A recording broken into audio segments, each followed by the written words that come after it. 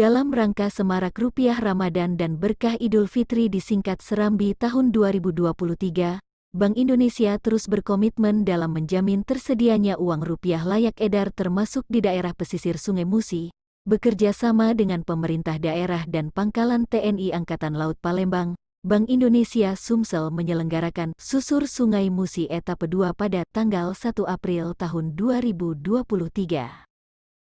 Kegiatan Susur Sungai Musi Etape 2 ini dilaksanakan di dua daerah, yakni Desa Gasing dan Desa Bunga Tanjung. Kegiatan ini merupakan kelanjutan dari Susur Sungai Musi sebelumnya yang dilaksanakan pada tanggal 24 SD tanggal 26 Februari tahun 2023 di Desa Sungsang dan Desa Upang, Kabupaten Banyuasin.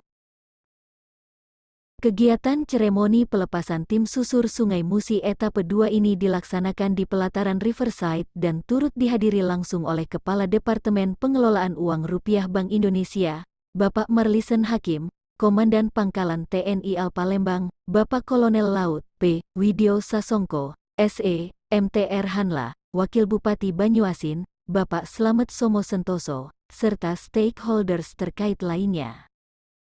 Dalam acara ini, dilakukan seremoni pelepasan tim susur Sungai Musi secara simbolis oleh Bapak Marlison melalui penyematan rompi Cinta Bangga Paham Rupiah, CBP, sekaligus penyerahan kotak khazanah kepada perwakilan tim susur Sungai Musi Etape 2.